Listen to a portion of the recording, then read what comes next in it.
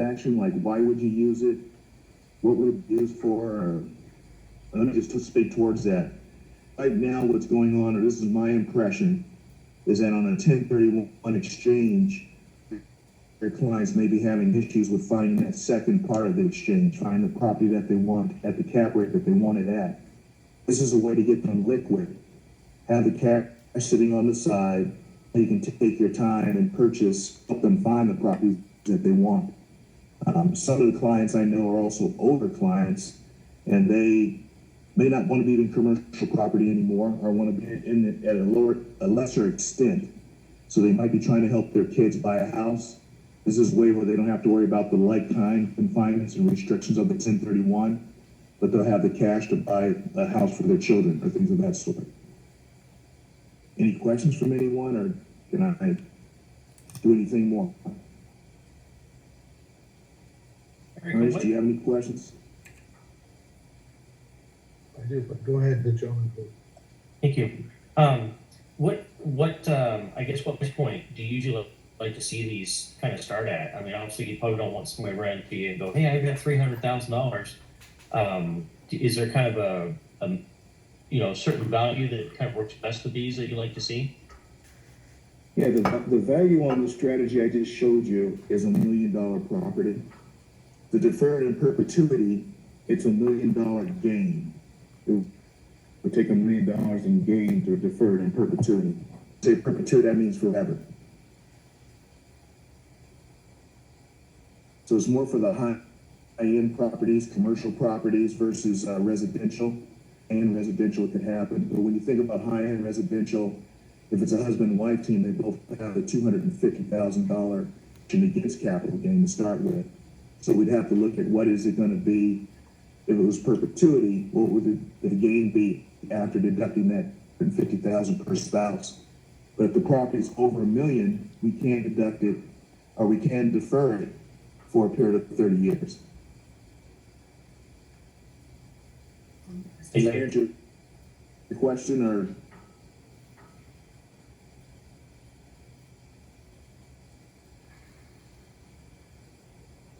I'm sorry, did that answer your question? Yes, it did, Eric. Thank you. Okay. Thanks. Ernest, you said you had a question? I do. I'm just trying to understand who would be the ideal client for this kind of product. So I'm assuming if I'm selling a property, cash to do something else. So what do I do meantime? Yeah, I think the ideal client would be someone with a very expensive property that wants to sell, but they don't want it to be rushed into the 1031 exchange restrictions and requirements. You know, in the 1031, you have 45 days to identify a property. You have 180 days that you can, extend it for, and you have to find like kind. So to be someone that does not want to have to deal with all those restrictions and time frames, the high-end property of $1 million or greater would be the ideal client. And then with the liquidity, you could purchase, help them buy whatever they want to buy.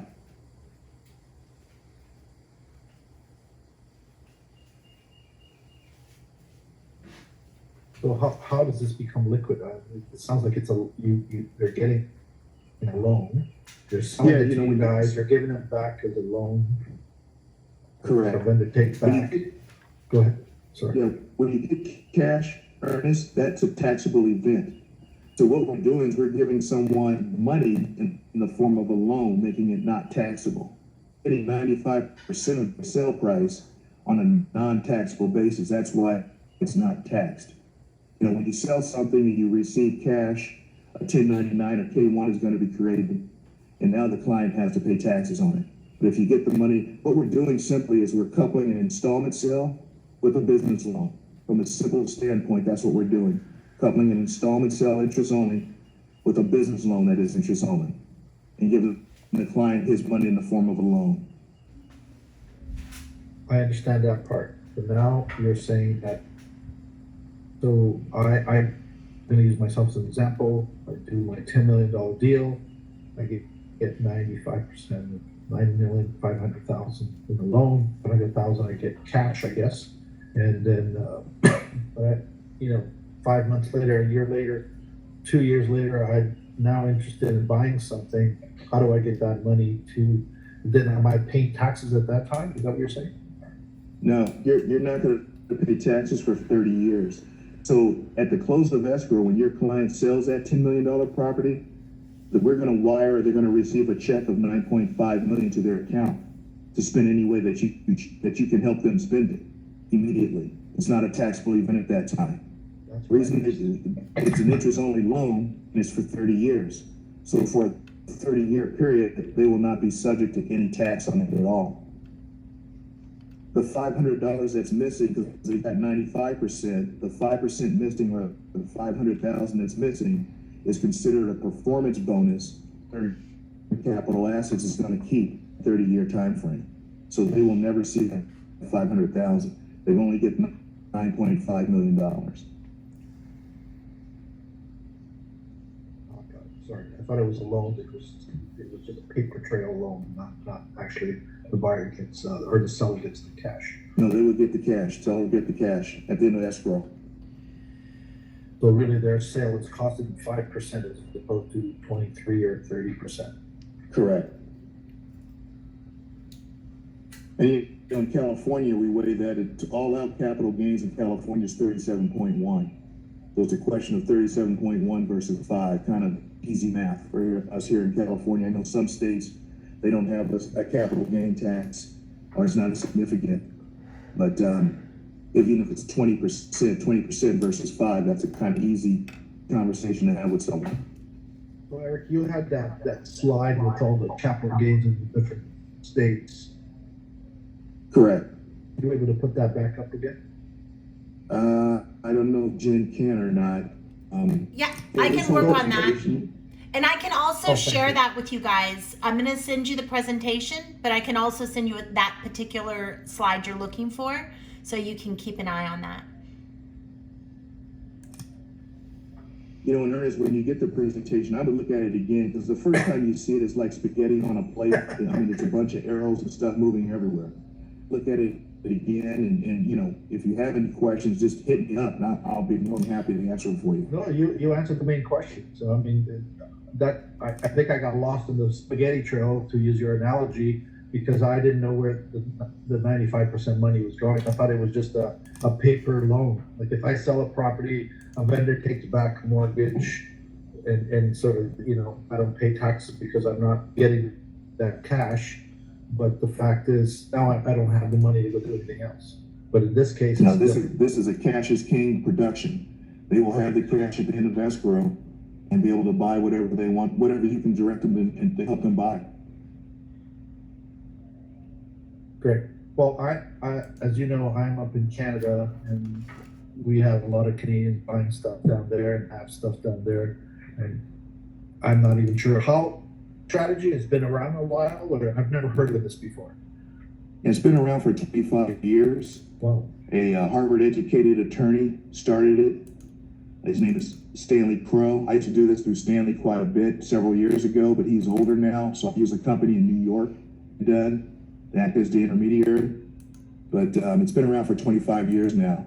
There's an IRS memorandum by the chief counsel of the IRS saying it's okay. So it hasn't been audited at all, ever, which is a good thing. As far as a Canadian buying property in the U.S., I don't know how taxes work that way, to be honest with you.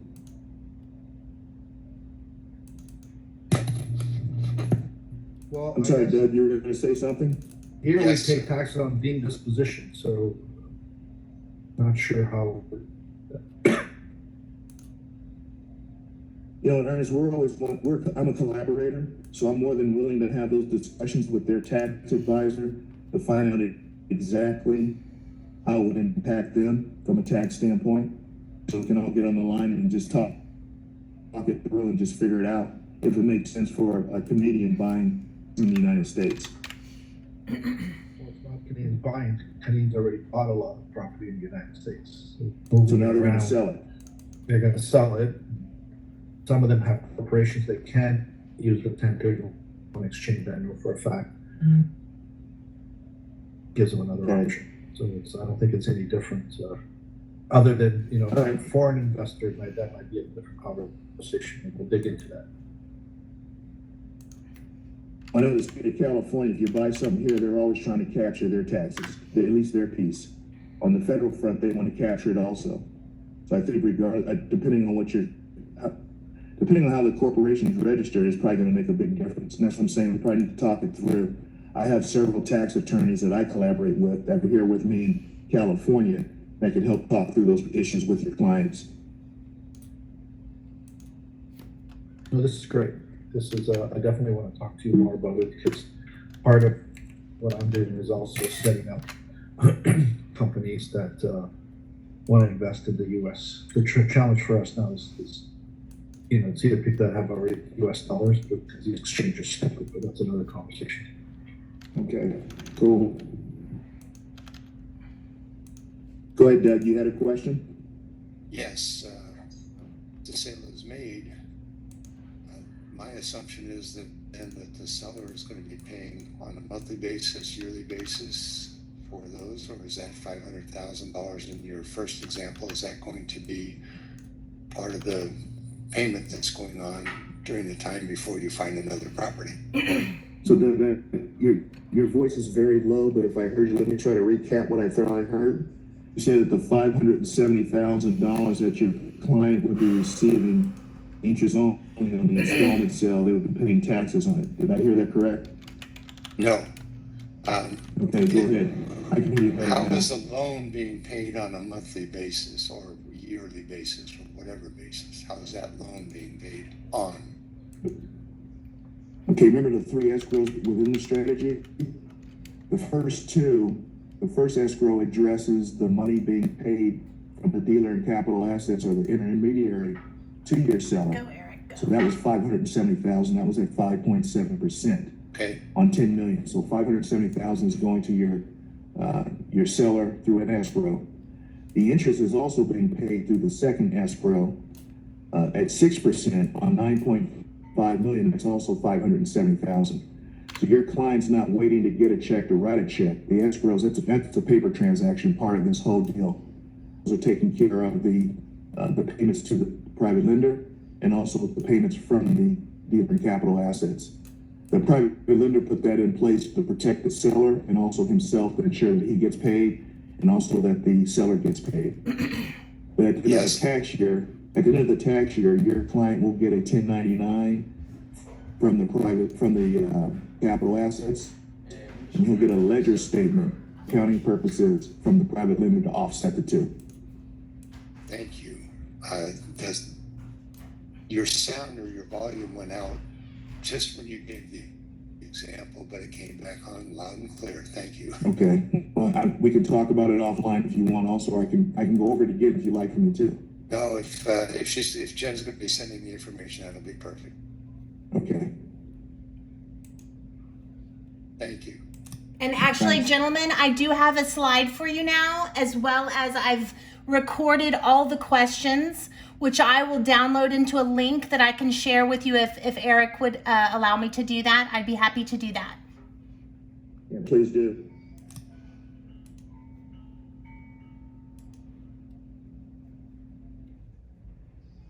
Give me one more moment for the slide.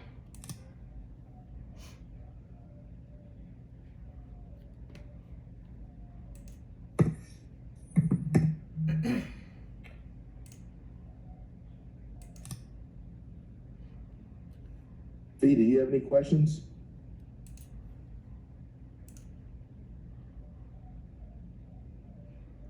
Or Chris? No, I'm good. This is the second time I've seen this. Like, you had the video posted in your place there Right. a few weeks back. Right.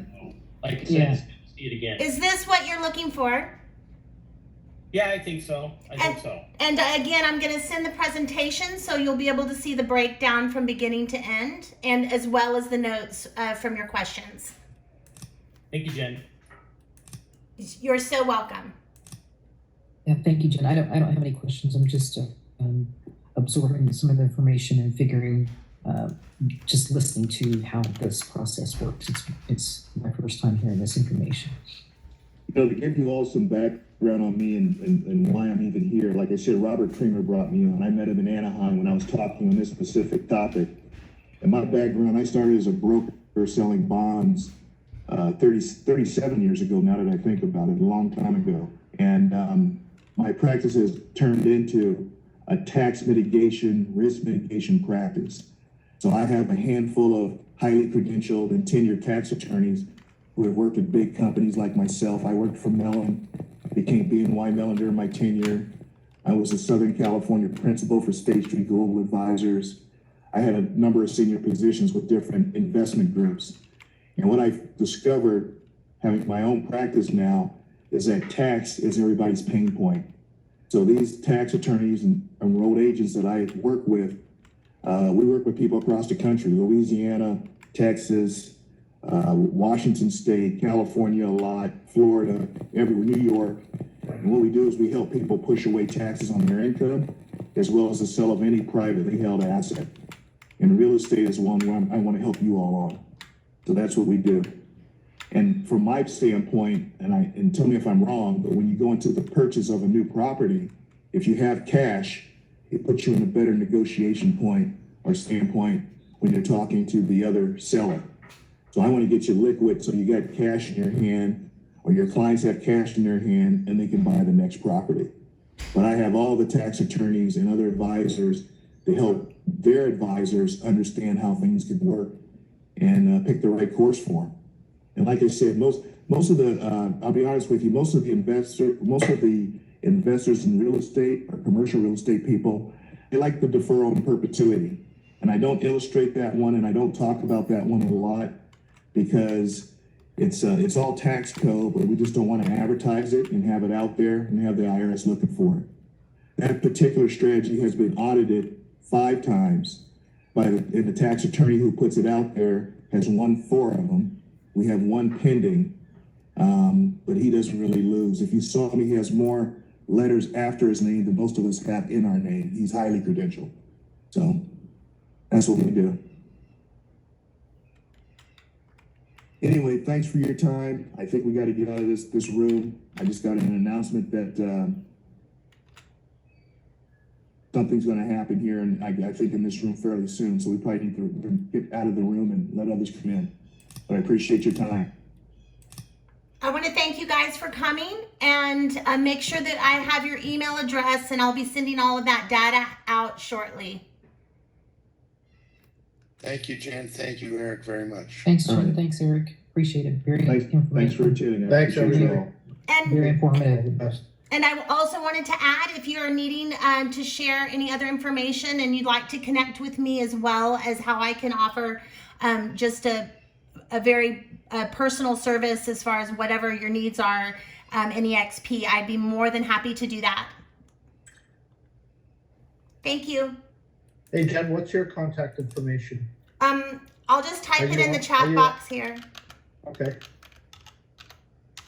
My Are you on Workplace? Are you on I'm Workplace? not. I'll just give you a 2-second background. I'm not yet an agent. I came on board last year with Gene Frederick to develop an onboarding process that I take all the way through training and recruiting. So I'm not quite on Workplace yet, but I can communicate there. So, but my best form of communication is text. Okay, so 512-332 okay, 96 512-332. 332-9696. Glasses. So I guess we better get on out of here. Right here. Thank you. Bye, guys. All right, thank you. We'll see you soon. We'll do this again real soon. Thank you. God bless you. You, my brother.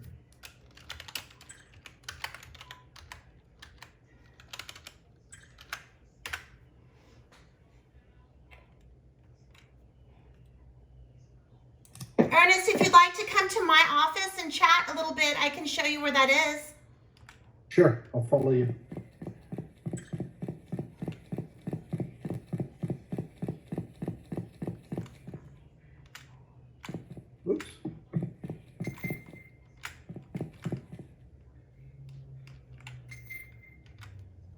Welcome to my studio. Thank you. um, We've met before. Yes, we I wanna see your have. face. I didn't want to make